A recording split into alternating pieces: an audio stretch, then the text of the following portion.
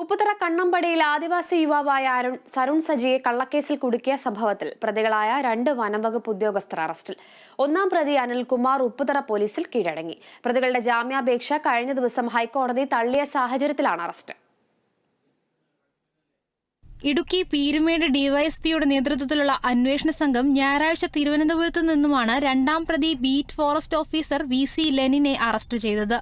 ഇതിനു പിന്നാലെ ഒന്നാം പ്രതി sessions forest officer Anilkumar Upputhara പോലീസിൽ കീഴടങ്ങുകയായിരുന്നു. ബാക്കി പ്രതികളെ ഉടൻ പിടികൂടുമെന്നും പീരുമേട് ഡിവൈഎസ്പി ജെ കുര്യാക്കോസ് പറഞ്ഞു. കീഴ്കാനം സെക്ഷൻ ഫോറസ്റ്റ് ഓഫീസിൽ സരുൺ സജി എന്ന യുവാവിനെ കള്ളക്കേസിൽ കുടുക്കിയ സംഭവവുമായിട്ട് ബന്ധപ്പെട്ട് ഇന്ന് 1ഉം 2ഉം പ്രതികളെ അറസ്റ്റ് ചെയ്തിട്ടുണ്ട്. ബഹുമാനപ്പെട്ട ഹൈക്കോടതി അവരുടെ ജാമ്യാപേക്ഷ തള്ളിയ സാഹചര്യത്തിലാണ് ഇന്ന് ഒന്നാം പ്രതി അനിൽകുമാറിനെയും രണ്ടാം പ്രതിയായ ലെനിൻ എന്ന ബീറ്റ് ഫോറസ്റ്റ് ഓഫീസറെയും അറസ്റ്റ് ചെയ്തിട്ടുള്ളത്. തുടർന്ന് തെളിവ് അന്വേഷണം നടത്തി കോടതിയിൽ ഹാജരാക്കുന്നതാണ്. വൈകിയെങ്കിലും നീതി ലഭ്യമായതിൽ സന്തോഷമുണ്ടെന്നും സർക്കാരിൽ പൂർണ്ണ വിശ്വാസമുണ്ടെന്നും കള്ളക്കേസിനിരയായ സരുൺ സജി പറഞ്ഞു. സന്തോഷമുണ്ട്. നീതി ഇപ്പോഴും വിശ്വാസം പോയിട്ടില്ല, നഷ്ടപ്പെട്ടില്ല. സർക്കാരിൻ്റെ ഭാഗത്തുനിന്ന് നീതി ലഭിക്കുന്നതാണ് എൻ്റെ വിശ്വാസം.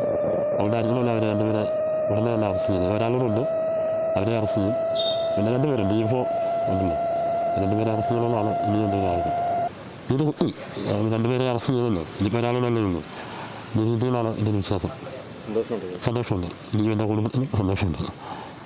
2020 സെപ്റ്റംബർ 20-നാണ് സരുൺ സജിയെ ഫോറസ്റ്റ് ഓഫീസറുടെ നേതൃത്വത്തിലുള്ള സംഘം കള്ളക്കേസിൽ കുടുക്കി അഴിക്കുള്ളിലാക്കിയത്.